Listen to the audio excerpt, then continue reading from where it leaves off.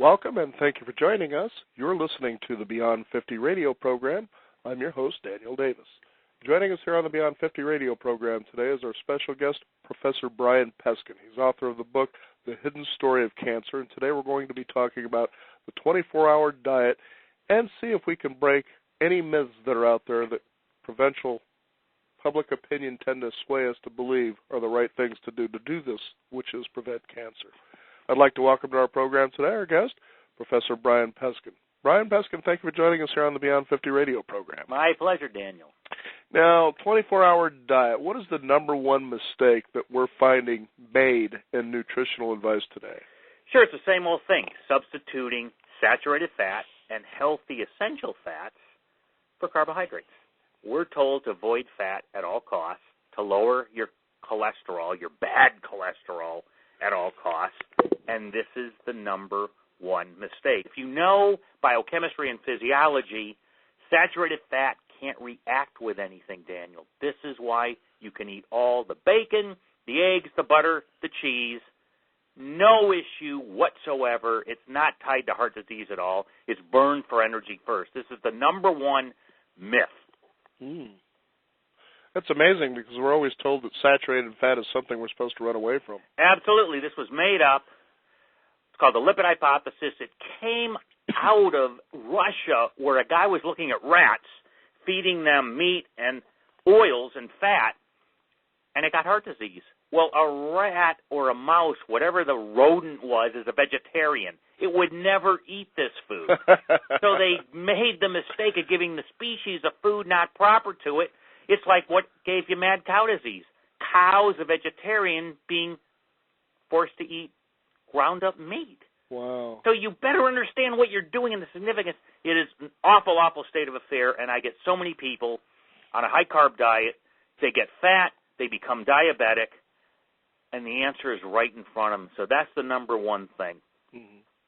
Now, cholesterol is a big thing that seems to go back and forth. You know, Yep. One day there's good cholesterol, there's bad cholesterol. Let me make this very, very clear. LDL cholesterol is critical. This whole thing with bad cholesterol, if LDL was bad, number one, I want nothing bad in my body, so rip it out, bring it to zero.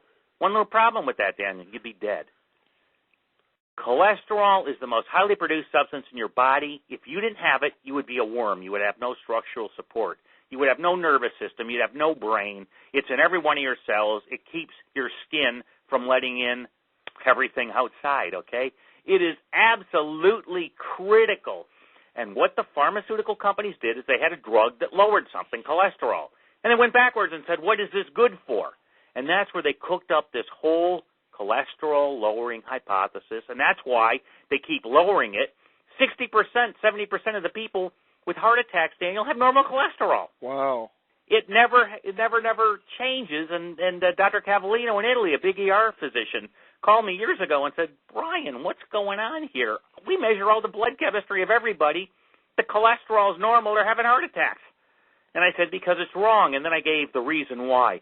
It's all tied to the healthy essential oils, the parent essential oils I specialize in. Parent omega-6, parent omega-3, is transported by the cholesterol, Daniel. So if I lower it, I'm lowering any of the bad fats like hydrogenated oils, interesterified fats, all the bad fats. But I'm also at the same time lowering the essential fats your body can't make. The parent omega-6 and parent omega-3 has to come from food, and they're in every one of your 100 trillion cells. So the method is completely wrong. It keeps failing. Now they say CRP is the real action of statins. That's made-up nonsense, too. It's not. Statins are awful, and the side effects are tremendous. I speak with physicians all the time that take themselves off of a statin because it makes you exhausted, it makes you weak, makes you sexually incompetent. It's just awful. I don't need to tell your listeners that. The key, Daniel, is putting in the healthy essential fats, the unadulterated parent omega-6, and in the 24-hour diet, there's a big focus. And what people need to know is the only thing that fills you up, it's not a carbohydrate, it's fat. So if you eat a big piece of cheese when you're starving, guess what? You're full. When you eat 4 or 5 eggs, you're full. Eat 4 or 5 egg whites. does nothing to stop the appetite. And you can't overload on it. This is the big thing. Well, you can't eat a pound of cheese or a pound and a half of cheese a day. Nobody can. You have something called a feedback system with your appetite. The more I eat, the fuller I get. So the more steak I eat, I get fuller. The more cheese I eat, I get fuller because of the fat. Hits the apostat in the brain, says you're full. The antithesis of that is the more carbohydrates I eat, the more I want. Carbohydrates have a positive feedback, and the food processors know it.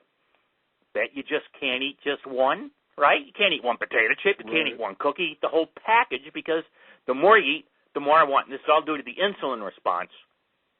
And this is what people really need to know.